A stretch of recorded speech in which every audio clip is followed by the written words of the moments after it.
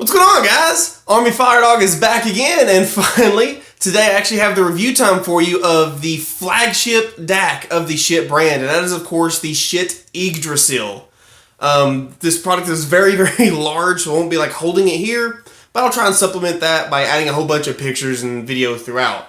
As with all my other reviews, I like to start with the construction of which, and then I'll work my way down. So the build quality of the Schiit Yggdrasil DAC is just beautifully spot on.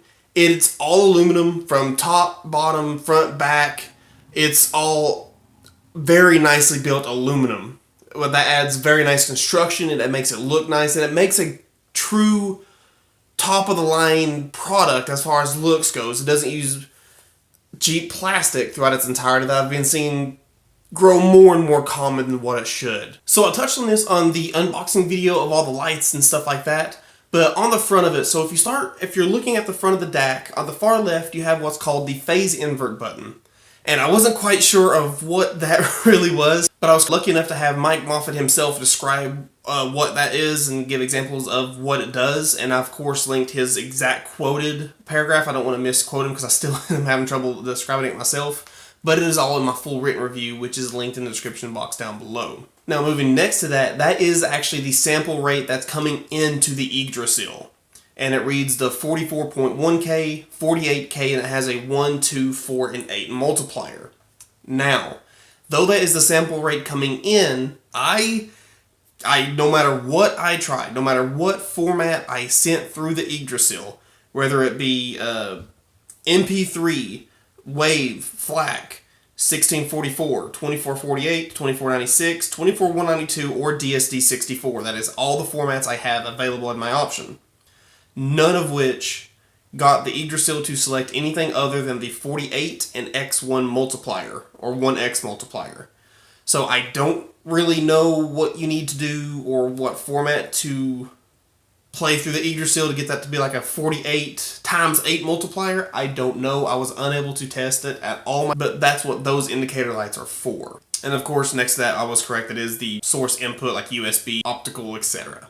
And then lastly, on the construction side of it, it's a really straightforward DAC, but there's really cool features on it. And I'm kind of combining the features and construction if you read my full written review. But on the far right, that is that's called the VCO or VCXO indicator light, or as Schiit calls it, the Get Better Gear light.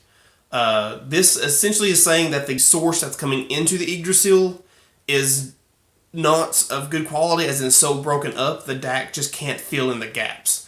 Now, you probably shouldn't fret because you have really, really bad audio source to play that. I played everything mentioned above, and I even tried to find some horribly recorded MP3 formats that's just horribly rendered, and it still did not trip that light. So those of you wanting to listen to the Yggdrasil, or I strongly doubt those of you who are fortunate enough to be able to own an Yggdrasil will have any issues like that, but that is what that light is, and like I said, no matter what I tried, could not get that light to tick, so you're more than likely well off. Now, moving on down to the sound quality, and talking about sound quality, reviewing sound quality on a DAC is very, very difficult to do.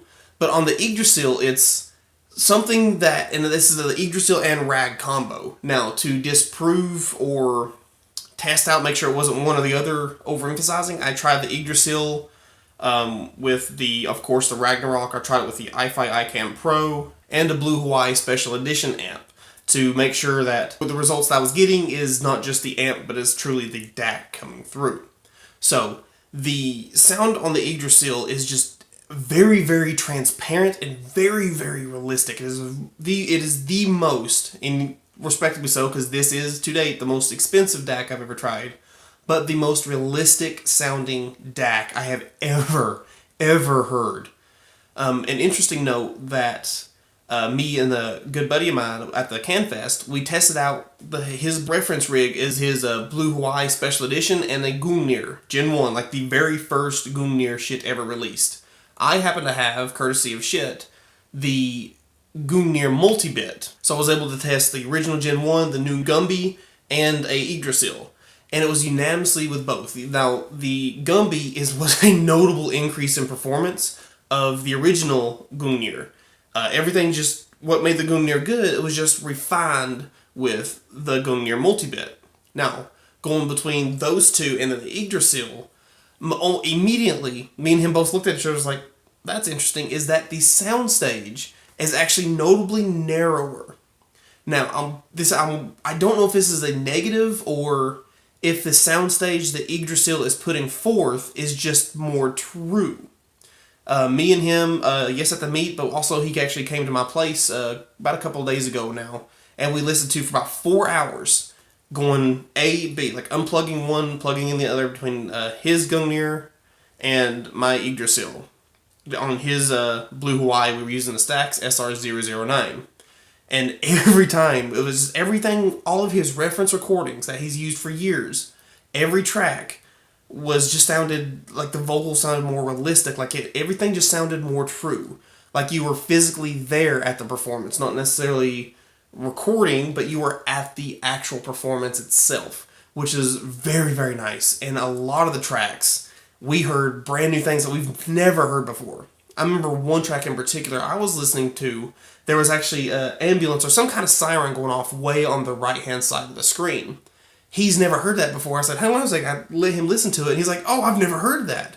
And this is his reference track. He listened to it multiple times when he's trying out gear. But it did sound, the soundstage sounded more narrower, like notably more narrower in direct comparison to the Gungnir, whether it be the original or the multi-bit version. But it's, as I said earlier, that may not be true narrowing. That could just be the Gungnir and the Gumby actually artificially extending the soundstage, and the Yggdrasil is actually showing what that really is. It's giving pure accuracy to how it was truly recorded, like as honestly as true as I've ever possibly heard on any DAC, even remotely close. It is so just true sounding, which also brings me to a note that a lot of you have probably heard, and it is very, very true.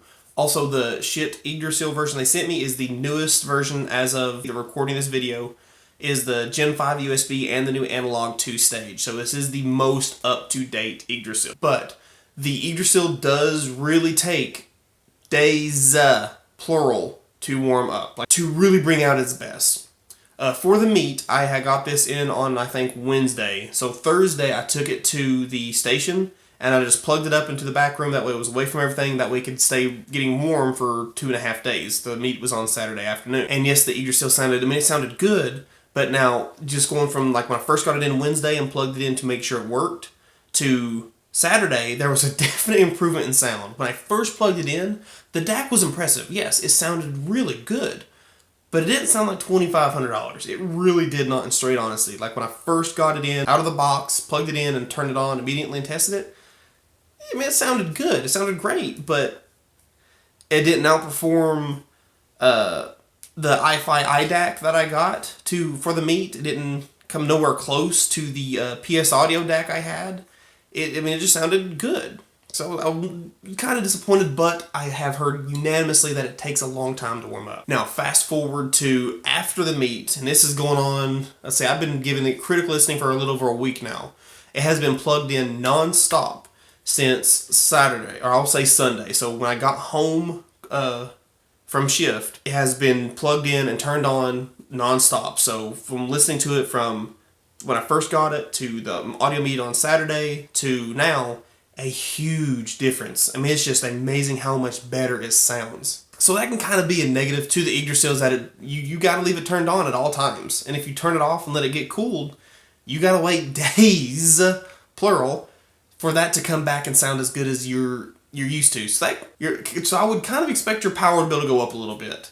Again, for those of you who are fortunate enough to be able to afford an Yggdrasil, probably not going to be too big of a problem, but something you should probably be aware of. So getting back on track with its sound characteristics, I know I'm kind of going everywhere, but the DAC is just so darned hyper-detailed and very transparent, and combined with the Ragnarok, it's just so transparent.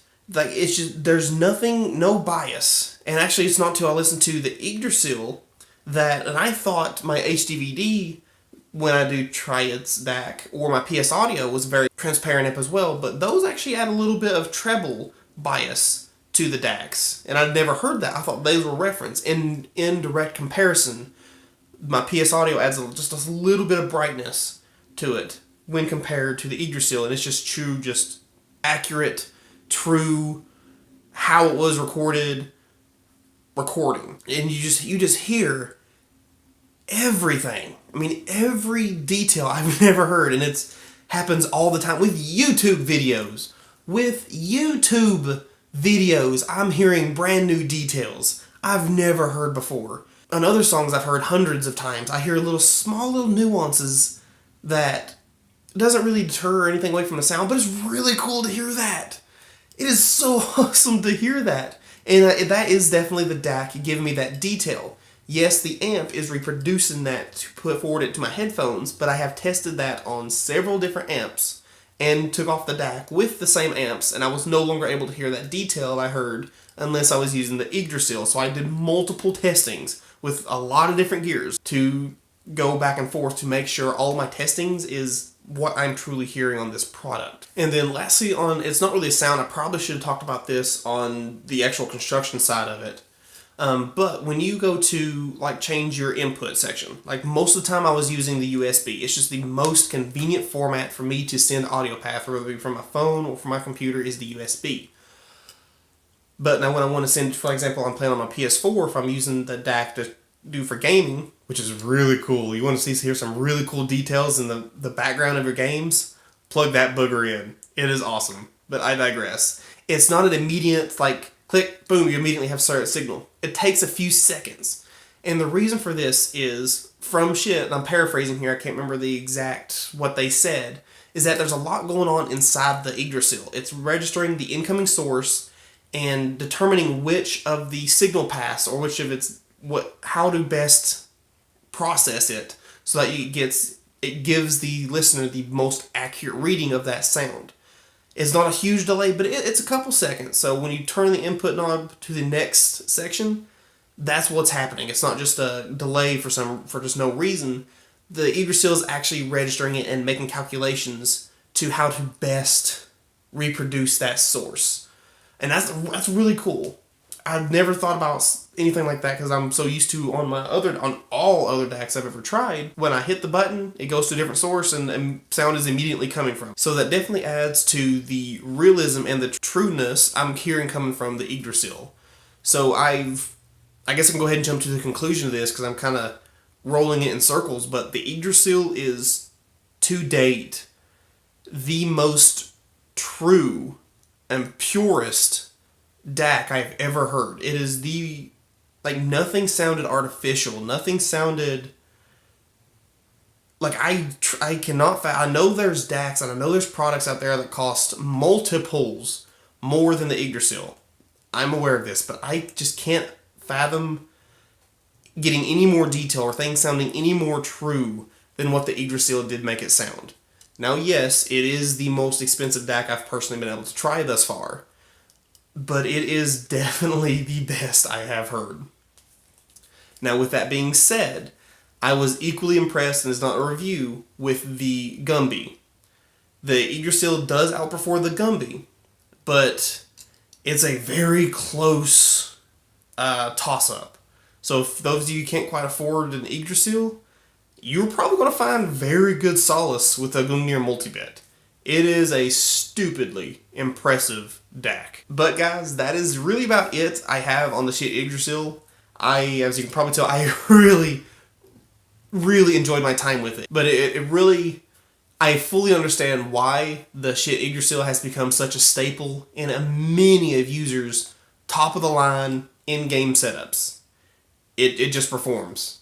And it performs very well. But guys, before I end this video, I do want to give another shout out and thank you to Schiit for sending me the products to CanFest. It went over very, very well, and for giving me the opportunity to review your best stuff, your flagship product. That means the absolute world to me, and I can definitely understand why your all's name has become so popular in the forums. Yes, you have a funny name, but you have consistently performance between way back when on my Lear 2 and Bifrost all the way up to your flagships. So keep it up because your stuff's impressive. But anywho, guys, if there's anything I may have missed that you would like me to clarify more, please hit me up in the comments down below. I will absolutely reply to each and every one of you. Can't guarantee I'll have the answers for you, but I will darn well try my best. But anyway, guys, as always, my name is Army-Firedawg. It has truly, truly been a pleasure, but most importantly, and please I ask, my friends, stay safe.